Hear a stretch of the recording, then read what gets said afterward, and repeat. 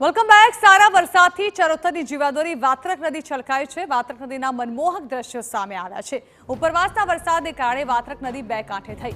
કાંઠા વિસ્તારના પશુપાલકોમાં પણ તેને પગલે ખુશીની લહેર જોવા મળી। તો વાત્રક નદીના મનમોહક દ્રશ્યો સામે આવી રહ્યા છે। વાત્રક નદી ભારે વરસાદને કારણે બે કાંઠે થઈ છે।